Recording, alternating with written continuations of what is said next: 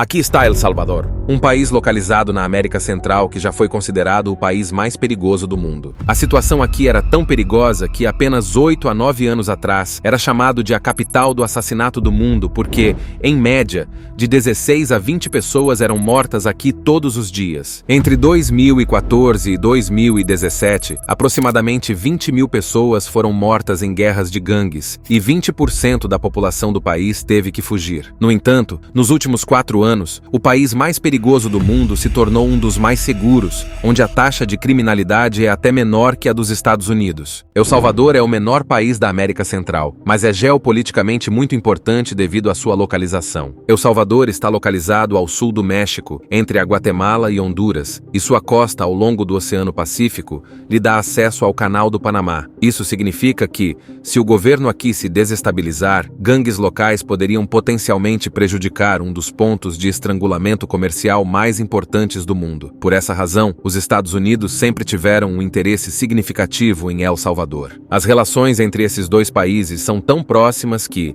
em 2003, quando os Estados Unidos atacaram o Iraque, El Salvador foi o único país da América Latina que se juntou às forças da coalizão. Além disso, os Estados Unidos podem usar todos os aeroportos de El Salvador para fins militares a qualquer momento, e esses aeroportos são usados principalmente pelo exército americano em missões antidrogas. Hoje, se você visitar El Salvador, sua beleza cênica e paz farão com que seja difícil acreditar que apenas alguns anos atrás, este país estava assolado por extrema violência. Agora, essa violência estava conectada não apenas à história de El Salvador, mas também a algo que muitos de nós consumimos diariamente. Estou falando do café. No início do século XIX, a indústria cafeeira de El Salvador estava em plena expansão. Naquela época, El Salvador estava sob controle espanhol, e a indústria do café representava 95% de seu PIB. Mas um grande problema era que 77% das terras agrícolas de El Salvador estavam nas mãos de apenas 1% da população, o que levou a uma desigualdade extrema de renda. Todo o país era controlado por apenas 14 famílias, e elas faziam leis exclusivamente para seu próprio benefício. Em 1821, El Salvador ganhou independência do domínio espanhol, mas por muitos anos depois, as mesmas famílias continuaram a controlar o país. Então, de 1930 até o final da década de 1970, El Salvador esteve sob uma ditadura militar que introduziu reformas agrárias que beneficiaram essas 14 famílias. Como resultado, o ressentimento das pessoas contra o governo aumentou. Esse ódio escalou a ponto de uma brutal guerra civil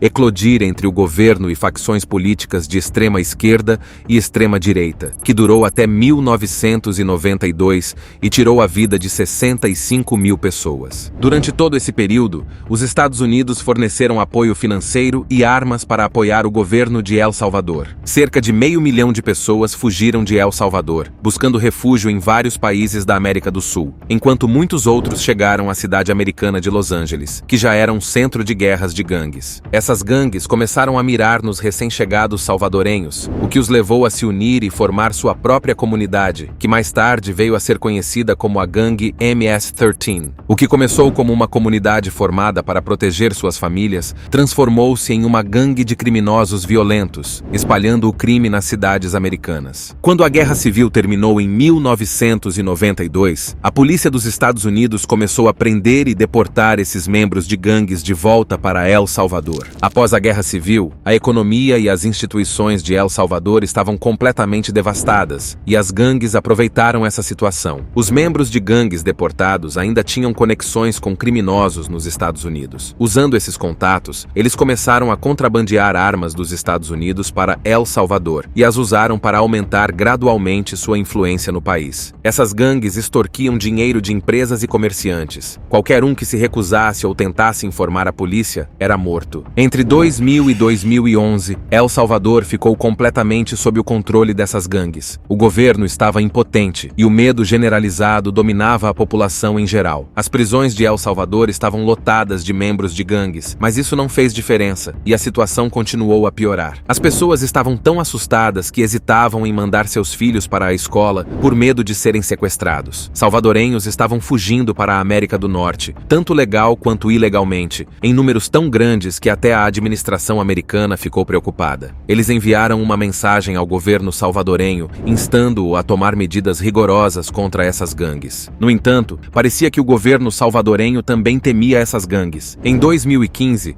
o governo aprovou uma lei declarando as gangues como grupos terroristas, e até mesmo pequenos crimes cometidos por membros de gangues eram puníveis com até 60 anos de prisão. Mas ainda assim, a taxa de criminalidade não melhorou. O governo até tentou negociar com as gangues, mas todas as táticas falharam. Havia muita raiva entre o povo em relação ao governo. Durante esse período, em 2019, um jovem ativista político nas redes sociais começou a ganhar popularidade entre as pessoas. Seu nome era Nayib Bukele. Nayib era o prefeito da capital de El Salvador, San Salvador, e ele criticava abertamente a deterioração da situação de segurança no país, criticando duramente o governo por adotar uma abordagem branda. Em sua visão, a única maneira de reduzir a taxa de criminalidade de El Salvador era o governo adotar uma política de tolerância zero em relação às gangues. As pessoas gostaram de sua opinião, e como resultado, Bukele venceu a presidência em 2019 com 53% dos votos. E é aqui que começa a história da transformação de El Salvador. Assim que Bukele assumiu o poder, sem perder tempo, ele começou a executar seu plano. Primeiro, ele apresentou um projeto de lei na Assembleia para tomar um empréstimo de 19 milhões de dólares dos Estados Unidos, mas os legisladores rejeitaram. Em resposta, as forças do governo invadiram o edifício da capital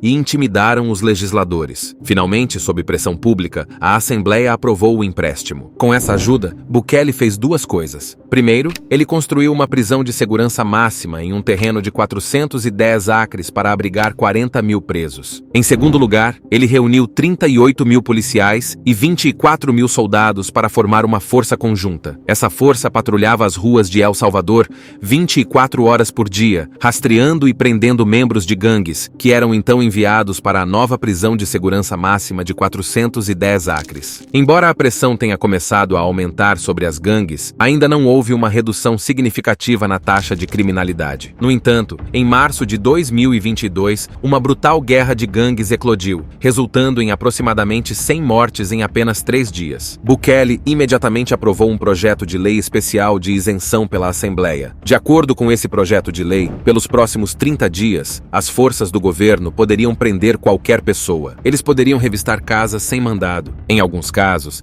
eles até tinham o direito de atirar para matar. Durante esses 30 dias, qualquer pessoa presa não poderia ter seu caso ouvido no tribunal. Nos meses seguintes, 70 mil pessoas foram presas. Aqueles que resistiram até mesmo minimamente foram mortos na hora. Até o final de 2022, a taxa de homicídios de El Salvador havia caído 56% e em 2023, a taxa de criminalidade de El Salvador era menor que a dos Estados Unidos. Hoje, os salvadorenhos andam livremente nos mercados, empresas e comerciantes não são mais ameaçados ou extorquidos e todo o crédito por isso vai para Nayib Bukele, cuja aprovação ultrapassou 90% em apenas 2 anos. Muitos líderes latino-americanos agora estão considerando adotar políticas semelhantes às de Bukele para controlar o crime. No entanto, segundo muitos analistas, El Salvador pagou um preço alto para eliminar sua taxa de criminalidade, e esse preço é o fato de que Bukele agora detém um poder incontestável. A lei executiva especial, originalmente aprovada por 30 dias, foi prorrogada 22 vezes e ainda está ativa até hoje. Como resultado, 2% da população de El Salvador